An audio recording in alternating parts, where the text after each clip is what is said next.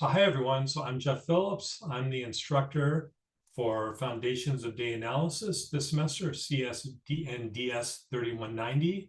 Well, I'm recording this video because unfortunately I can't make it to the first week of the semester class. So a workshop I'm organizing was rescheduled to this week, and so I had to be traveling for this. So as you will see, my postdoc will be giving kind of an overview lecture today. But before we started with that, I wanted to go over some important details of the class that I wanted to make sure was covered. So these will mostly go over the syllabus and kind of explain what's going to be going on for this semester. So let me start by pointing out what is maybe the most important thing is the web page for the course. This is linked off the Canvas page. You should have found this already. All the important information you need to find for the course will be on here. All right, it's got my name and office hours, the names of the TAs, a way to contact them, their office hours. So all of this stuff and kind of overview about the course. But what I think is most important is that it has the schedule lined up for the entire semester. You'll be able to see where we are during the semester, when we have some days off, what topics we're covering. For each topic, I will upload some notes to links under the topic thing. They're mostly not there yet. We'll sometimes do some Python code. Python will be the programming language used for the class. We'll do some examples. They'll be linked off of here. We'll be following along the book. The book will serve as the class notes. In fact, the book used to be my class notes until I spent too long polishing them and it got turned into a book. So we will follow exactly along those course notes in the chapter section. So that will pretty closely follow what we'll cover in class. And importantly, you will see when the assignments and the quizzes are out and due. So the assignments will be linked directly off of this column. You will also find them on Gradescope. So as we follow along, we'll keep going back to the schedule where you can see everything on here. But kind of everything you'll need to find the resources for the class will be on here. The other thing is that I will be typically, hopefully almost every lecture, recording a video of the lecture. We'll be writing on an iPad as we describe stuff, and I'll be kind of scribing things, and that will get recorded, and that will be posted in this column as well. So you'll be able to review all of that as well. So all this information will be on the webpage. So this is kind of very important. I want to go over this. Again, you can also find information about Pythons and basics and kind of information about the book. So this is a link to my book. You can find a free version here. It's almost everything there. It was a almost complete version of my class notes plus some other stuff, or you can buy a hard copy. It's not so expensive. Don't want to force you to buy it, but if you want to, I think it's a useful tool. The other thing we will be using is Canvas will be the facility for a lot of things. This is the student view for the class. You should all be added to the Canvas course if you're registered for the course. Find the link to the homepage, and the syllabus is also linked off the homepage. So all homeworks and stuff will be turned into your Gradescope, but all the other communication and schedule and everything you can also find through Canvas. Great. And then what is linked off of the homepage right here, you can find the syllabus for the course. And I'm required to go through the syllabus in one of the first 2 weeks. And so I wanted to take today to go through the syllabus and have this on on the video. There's lots of useful information in here. Instead of just going through this document, let me stop this and instead share some slides. We can go through this quickly. Again, on most of the on So on most of the days, I'll be writing on my on my iPad, but it will be but it's going to be but so I don't like doing slides as so much, but it's an efficient way to go through this year. All right, so hopefully you're able to see these slides. And so again, the most important thing is going to be the kind of the course management. It's going to kind of is going to run through the web page linked off of here. Communication through discussion and the and so the syllabus and the grades will all be kept track of on Canvas. Hopefully we'll be posting grades for all the things within kind of a week to week and a half, depending on how long it takes to grade. And the homeworks and grading will take, well, I have it on Gradescope. Again, the schedule on the course webpage will be very important. All right, so just mention the learning outcomes. Again, the rest of the lecture, you'll get to go through this in more detail, but we'll be thinking about kind of the foundations of data analysis. This class is meant to connect kind of more abstract linear algebra and probability courses to the language used to understand data as used in data science and AI.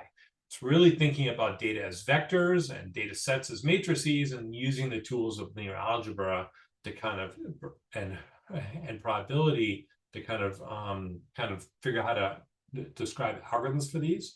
Thinking about fitting models as geometric objects, focusing on sum of squared errors, motivated by probability and IID data. Again, we will go through what all this means by the end of the course, and we'll focus on 4 classes of methods: linear regression, dimensional reduction, clustering, and classification. And we'll be focusing on gradient descent, how to optimize things. This is the single most powerful, important algorithm in all of AI, machine learning, and data science. We'll focus on this. And we'll also look at the extremely important tool of cross-validation, which for supervised problems like classification and clustering allows you to kind of evaluate how well it works. So all, I think, very essential things will provide the baseline for you to move on to a whole bunch more advanced courses. Again, the book we'll be following is this Mathematical Foundations of Data Analysis. This book started as the class notes from this class, and it pretty much follows along. We don't get every chapter in there, and we don't do everything in every chapter, so you can go beyond if you want to. But again, there's a free version online, and you can get a kind of a version on Amazon for not so much, or the Springer webpage. Okay, so personnel, I'm the instructor, and my office hours will be Thursday mornings in my office, MEB 3404, and I will try and be around, available after every class. We may get kicked out of here after if another class needs to come in, but I'll stick around the hallway and try and answer questions. We have 2 TAs for the course. Their office hours will be Mondays and Tuesdays. These are specifically designed because the homeworks and the quizzes are always be on Wednesdays. So I know you typically don't often students really often need help in the last minute. If you need help further ahead of time on Canvas, or you can find mine office hours, and we'll find other ways to help. But these are the 2 days before it's due. Okay, but both Armand and Lucas have TA'd for this course before and are very knowledgeable on the subject. So it'll be a great help to you. Please reach out to them and go to their help hours as when you want to work through this stuff on the homeworks. Great. So the homeworks are an essential tool for learning in this class. These are giving you exercises that will help you take the material you see in class and go deeper in it and force yourself to understand it. It's really helpful for your learning to actually do the homeworks and try and do them yourself. We'll talk a little bit more later about the policy for AI. Probably AI can do fairly well in the homeworks, but that's not what they're for. They're for you to learn by doing these, and that's what you should be working on. They'll be due every other Wednesday at 2:30 before class. So then you can come to class without worrying about your homework. That was covering stuff earlier. Be 10% off the first day late and 20% off for up 1 to 2 days late, and then 0 points after that. You get to drop your lowest homework score. Okay, so you don't have to worry about if something went wrong, but that's only if you complete all the homeworks.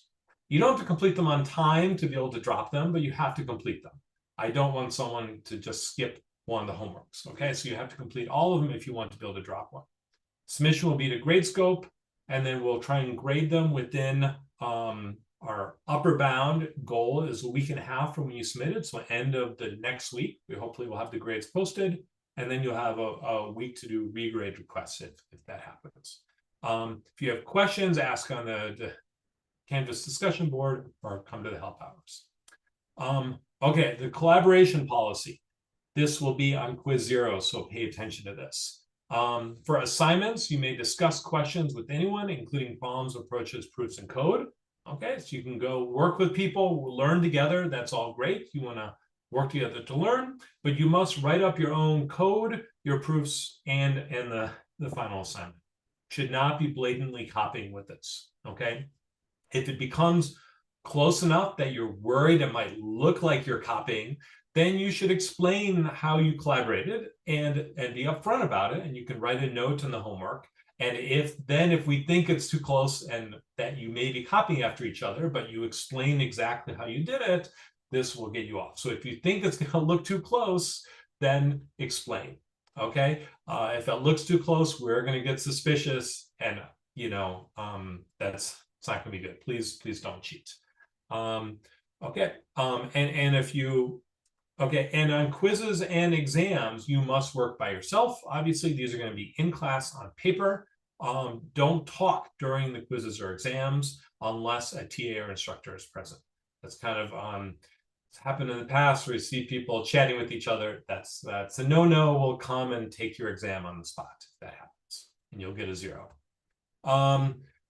Cheating policy, again, I want to say what the cheating policy is. I hope this does not happen in the class, but on homework, if you copy answers directly from someone else, or if they get leaked online, you copy them directly, or you allow someone else to copy off yours, or you directly copy things from generative AI, and we can tell, and sometimes we can tell, then this constitutes cheating. Okay. Okay, so if you use generative AI to help you debug code, that sort of stuff is fine. But if you directly put the whole thing in generative AI and just copy from there, that's cheating. Cheating on a quiz or exam is if you talk without the instructor or TA present, or if you copy from another student. Those will be cheating. You'll get sanctioned for those.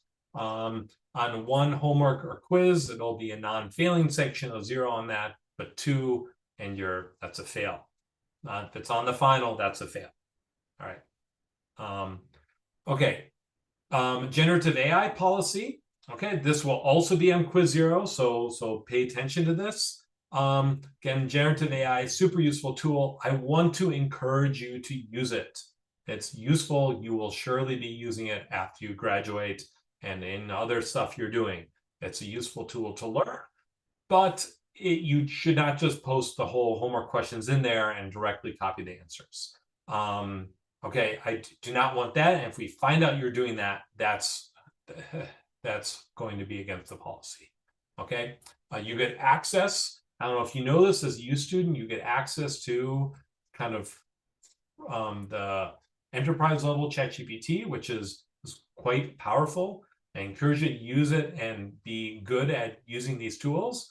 But I do not want you to directly retrieve answers from there. I do not want you directly paste the homework in there. You can ask questions about the concept and help you learn. That's totally fine. And that's a lot of people are very effective at doing that, but that's not what I want you to do. Okay. And we'll have quizzes every other week in the class. They will not directly align one-to-one with the homework. The same topic on a quiz will be part of the topic on the homeworks. They won't exactly align. They'll be every other Wednesday again, and they'll be the kind of the last 20 to 30 minutes of class. They will be in class, you'll be expected to be here, they handed out a sheet of paper, usually one sheet of paper, and you'll finish it in usually less than 10 minutes. If you have been following along, it should not take a long time to finish.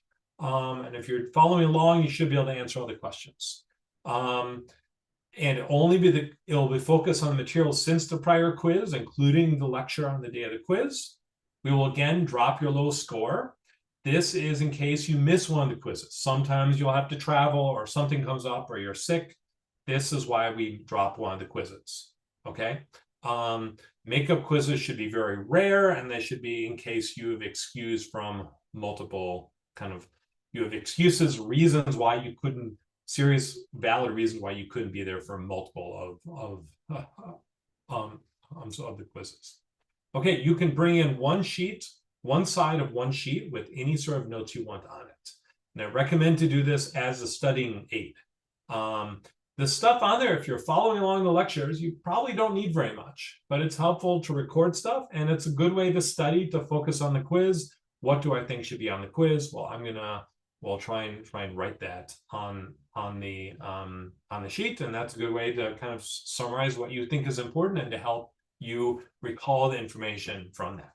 These frequent quizzes are there to help you stay on track for the class and make sure you don't fall behind and force you to stay on top of things. Again, when you're taking the quiz, it'll be in class, no talking unless TA or instructor are present. There could be questions you have on it, and that's fine to come. Raise your hand, we'll come around and ask for help. Okay, there's lots of things for student support in the syllabus that the university offers. If you need help for things, I will try my best to be accommodating. I'd rather find a way to help you and get through things than have you do poorly in the class, feel like you need to cheat, or fail in the class. If you're feeling like you're falling behind or you feel like you've missed too much, come talk to me, we'll figure something out. If you need to work with this Center of Disability Services, I expect about 5 people or so in this class will. Don't feel shy about it. Go register now so you're on track. Okay. Final thing I'll say is that quiz 0 will be in class on Wednesday. Okay. Not meant to kind of spook you or anything. This is meant to be basically be a practice quiz, both for you and for us, so it removes the stigma of them. Quizzes are not supposed to be hard. They're supposed to be there to kind of help you study and to kind of a forcing function to make sure you're following along in the class. So it's worth half as much as the other ones. It basically will be those 2 topics I highlighted on the slides earlier, and then some basic stuff you should know anyways, and ways for us to get feedback. We're going to post the help hours, and I want to get feedback, see if you can make it to at least one of the help hours. That's the main thing we want to see out of the quiz. Should not be challenging. Again, you should finish in probably 5 minutes. Okay. Okay. Great. So this was the